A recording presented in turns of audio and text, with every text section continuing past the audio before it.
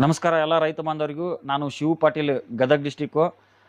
ನಾವು ಇದನ್ನ ಬಿಲ್ವ ರಾಸಾಯನ ಅಂತ ತಯಾರಿ ಮಾಡ್ತೀವಿ. ಈ ಬಿಲ್ವ ರಾಸಾಯನ ಸಾವಯವ ಪೊಟ್ಯಾಶ್ ಆಗಿ ತಯಾರು ಮಾಡ್ತಾ ಇದ್ದೀವಿ.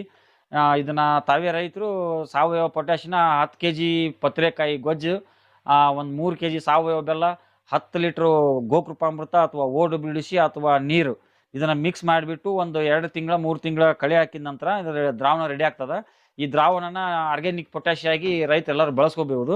ಇದು ನಿಮ್ಗೆ ಯಾರಿಗೆಲ್ಲ ಆರ್ಗ್ಯಾನಿಕ್ ಪೊಟ್ಯಾಶ್ ಪತ್ರೆ ಬಿಲ್ವ ರಾಸಾಯನನ ತಯಾರಿ ಮಾಡಿಕೊಳ್ಳೋಕೆ ಆಗೋದಿಲ್ವೋ ಅಂತ ರೈತರಿಗೆಲ್ಲ ನಾನು ಪ್ರೊಫೆಷನಲ್ ಕೊರಿಯರ್ ಮುಖಾಂತರ ಈ ಬಿಲ್ವ ರಾಸಾಯನನ ತಮ್ಮ ತಾಲೂಕುವರೆಗೂ ಕಳಿಸ್ಕೊಡುವಂತ ವ್ಯವಸ್ಥೆ ಮಾಡ್ತಾ ಇದ್ದೀನಿ ಸರ್ ನಾನು. ಸರ್ ಇದು ರಿಸಲ್ಟ್ ಯಾವ ತರ ಐತೆ ಸರ್? ಸರ್ ರಿಸಲ್ಟ್ ಸೂಪರ್ ಇದೆ ಸರ್. ಇದು ಯಾವ ತರ ಅಂದ್ರೆ ಹೂವಿನ ಪ್ರಮಾಣ ಜಾಸ್ತಿ ಆಗ್ತದೆ, ಕಾಯಿ ಶೈನಿಂಗ್ ಚೆನ್ನಾಗಿ ಬರ್ತದೆ, ಕಾಯಿ ಗಾತ್ರನೂ ತುಂಬಾ ಚೆನ್ನಾಗಿ ಬರ್ತದೆ.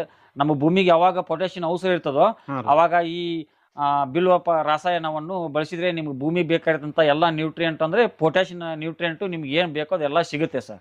ಕಾಯಿಗೆ ಚೆನ್ನಾಗಿ ಸೈಜ್ ಬರುತ್ತೆ, ಹೂ ಹೊಟ್ಟೆ ಡ್ರಾಪ್ ಆಗಲ್ಲ ಸರ್. ಇದಕ್ಕೆ ಯಾವ ಪ್ರಮಾಣದಲ್ಲಿ ಬಳಕೆ ಮಾಡ್ಬೇಕು ಸರ್? ಇದನ್ನ ಸ್ಪ್ರೇ ಮಾಡೋದಾದ್ರೆ 100 ರಿಂದ 150 ml ಬೆಳೆ ಆಧಾರದ ಮೇಲೆ. ನೀವು ಭೂಮಿ ಕೊಡೋದಾದ್ರೆ ಮಿನಿಮಮ್ 5 ಲೀಟರ್ 10 ಲೀಟರ್ ಕೊಡ್ಬೋದು. ಏನ್ ರೇಟ್ ಅಲ್ಲಿ ಕೊಡ್ತಾ ಇದ್ದಾರೆ ಸರ್? ಇದು ಇಲ್ಲೇ ಇದು 200 ರೂಪಾಯಿ ಲೀಟರ್ ಕೊರಿಯರ್ ಕಳ್ಸೋದಾದ್ರೆ ಇಲ್ಲಿ ಬಂದು ತಗೊಂಡವ್ರಿಗೆಲ್ಲ 150 ರೂಪಾಯಿ ಕೊಡ್ತೇನೆ ಸರ್. Okay sir.